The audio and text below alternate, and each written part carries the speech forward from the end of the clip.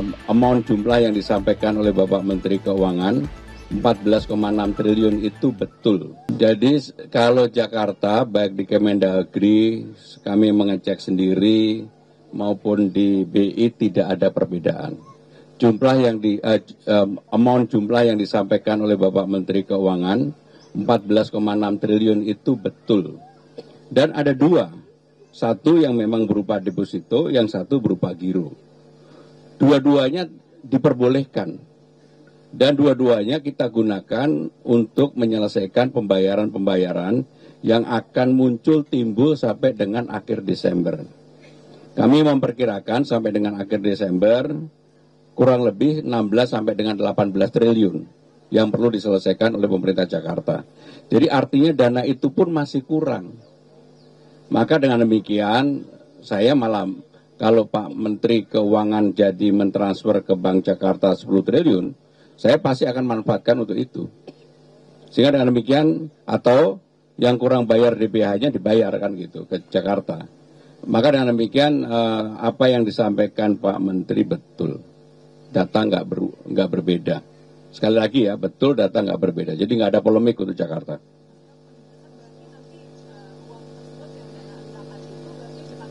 Bukan dana endapan, dana yang ditaruh berupa giro maupun deposito yang digunakan untuk membayar yang perlu dikeluarkan sesuai dengan pola yang ada.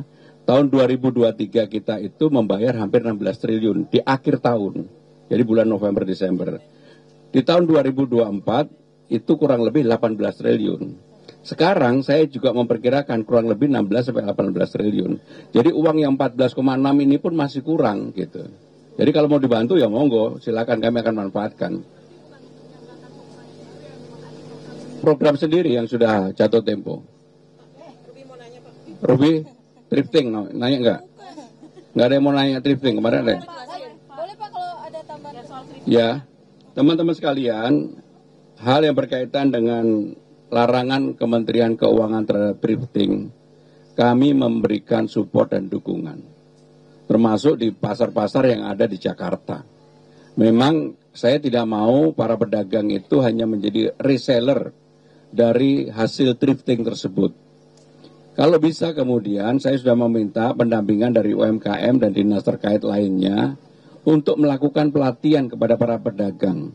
Jangan kemudian kalau thrifting ini nggak ada yang diuntungkan.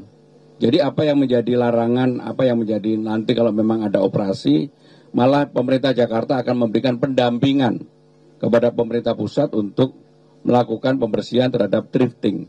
Karena thrifting inilah yang merugikan, salah satu yang dirugikan adalah grosir di pasar Tanah Abang, Senen, dan sebagainya. Sehingga dengan demikian Jakarta setuju dengan itu. Pak, soal pemindahan taman mau kerjasama dengan daerah untuk pemakamannya itu sejauh apa Pak? Sama Taman? Pemakaman. Oh, pemakaman. Kerjasama dengan daerah gitu.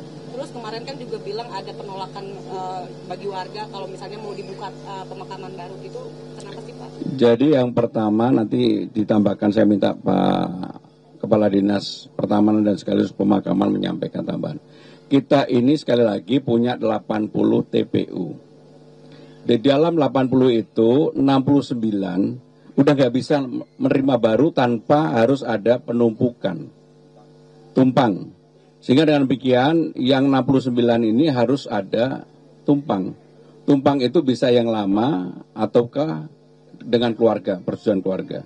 Jadi hanya 11 TPU yang betul-betul bisa tanpa itu, dan itu pun mengalami keterbatasan. Maka kami sudah meminta kepada Dinas Pertamanan dan Pemakaman untuk membuka ruang-ruang baru, fasilitas baru. Salah satunya adalah pemakaman yang dulu untuk COVID. Pemakaman untuk COVID kan banyak yang kemudian tidak teridentifikasi keluarganya, seperti yang ada di Rorotan.